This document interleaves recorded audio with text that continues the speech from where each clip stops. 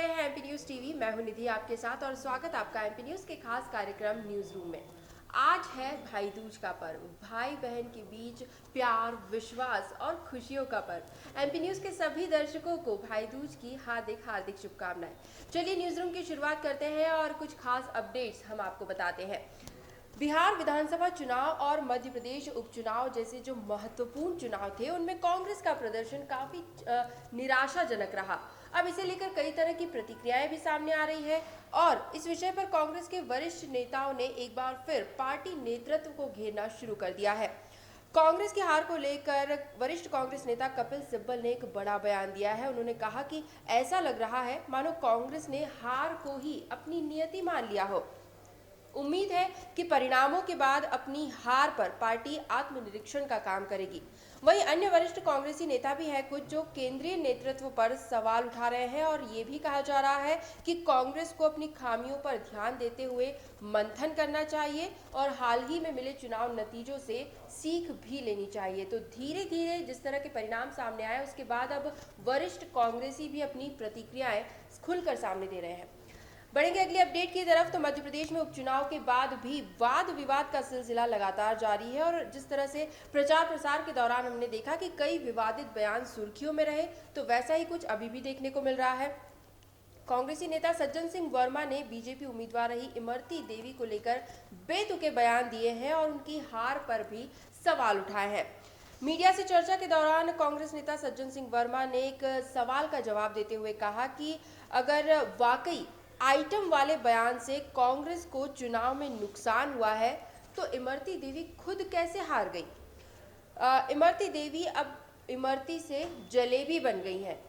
पहले भी इमरती देवी को लेकर दिया गया बयान काफी सुर्खियों में रहा था, इस पर काफी विवाद हुआ था। यहाँ तक कि हम कह सकते हैं कि पूर्व मुख्यमंत्री कमलनाथ का ये बयान जिसमें उन्होंने इमरती देवी को आइटम कहकर संबोधित कर दिया था, पूरा प्रचार प्रसार इस एक बयान के इर्द गिर्द ही घूमता रहा। और अब जबकि उपचुनाव संपन्न हो चुके हैं, परिणाम आ चुके हैं, उसके बाद भी विवादित बयानों का जो दौर है वो अभी भी लगातार जारी है।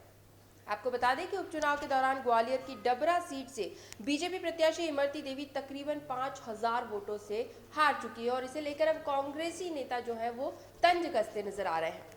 खैर बढ़ेंगे अगली अपडेट की तरफ। मध्य प्रदेश में नगरीय निकाय चुनाव और पंचायत चुनाव की तैयारियां शुरू की जा चुकी है और बड़े पैमाने पर गतिविधियों को आगे बढ़ाया जा रहा है। चुनाव को लेकर जनता के बीच जागरूकता फैलाने के लिए आयोग कई तरह के कार्यक्रम आयोजित करने की तैयारी कर रहा है और इसके लिए आयोग ने बाकायदा एक कैलेंडर प्रिपेयर किया है। इस कैलेंडर को सभी जिलों में भेजा जाएगा और फिर कैलेंडर के अनुसार ही कार्य करने के निर्देश भी जारी कर दिए गए हैं। इनमें मुख्य रूप से मतदाता केंद्रों की संख्या बढ़ाने को लेकर काम किया जाएगा। वोटरों को मतदान केंद्र तक लाना भी एक बड़ी जिम्मेदारी है, उसे लेकर भी कार्यक्रम आयोजित किए जाएंगे और जन जागरूकता फैलाने के लिए भी कार्यक्रम होंगे।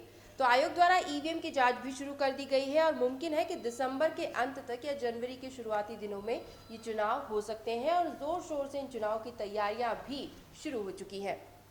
अगली अपडेट। मुख्यमंत्री शिवराज सिंह चौहान की आत्मनिर्भर मध्य प्रदेश की महत्वाकांक्षी योजनाओं को लेकर काम किया जा रहा है और अच्छी तेज गति से काम किया जा रहा है। सरकार ने कहा है कि अगले 4 वर्षों में प्रदेश के हर घर तक नल कनेक्शन पहुंचाया जाएगा। ये एक बड़ा ऐलान किया गया है।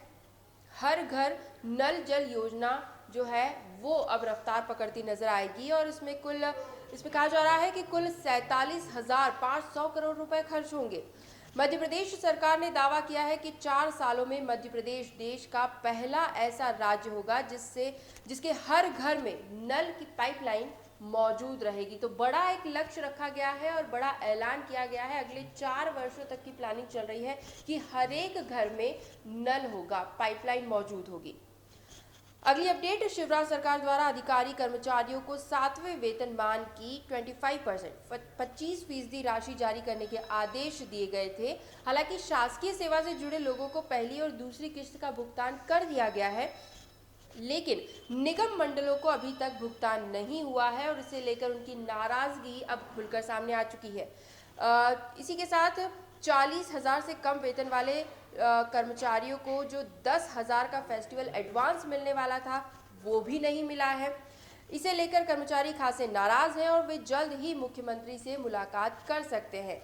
वैसे इस मामले को लेकर बोर्ड का कहना है कि निगम मंडलों द्वारा वित्तीय हालातों का कारण देकर वेतन पर रोक लगाई जा रही है, एडवांस पर रोक लगाई जा रही है, लेकिन इसी बात को लेकर कर्मचारी नाराज है और उन्होंने साफ तौर पर कह दिया है कि इस विषय में वे सीधे मुख्यमंत्री शिवराज सिंह चौहान से ही बातचीत करेंगे।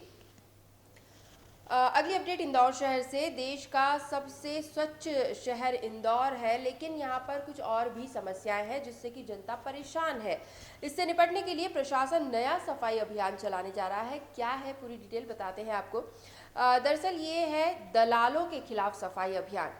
इंदौर के कलेक्ट्रेट से लेकर अन्य सरकारी दफ्तरों में भी दलालों का कब्जा है, जिसे लेकर लगातार शिकायतें मिल रही थी। जब लोगों की परेशानियां काफी बढ़ गई और शिकायतों का सिलसिला जारी हो गया, तो ऐसे में अब कलेक्टर के आदेश पर दलालों के खिलाफ अभियान छेड़ा गया है, जिनमें छापे से लेकर सीसीटीवी की भी मदद ली जा रही है और इस अभियान में उनके खिलाफ कड़ी कार्रवाई की जा रही है। अब वरिष्ठ अधिकारी वे भी सख्त हो चुके हैं और दलालों के खिलाफ मुहिम छेड़ दी गई है। उम्मीद की जा रही है कि अब इससे जनता को राहत मिलेगी।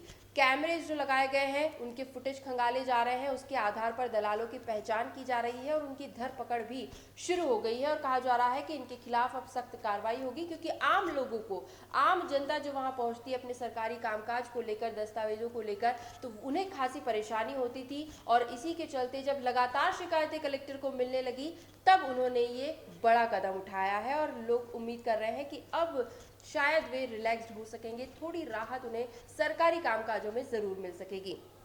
अंत में बात करेंगे कोविड-19 की अपडेट्स को लेकर। तो संचालनालय स्वास्थ्य सेवाएं भोपाल द्वारा कल शाम जो बुलेटिन जारी किया गया उसके मुताबिक इंदौर में 76 नए प्रकरण सामने आए हैं। कुल 35,594 हो चुके हैं।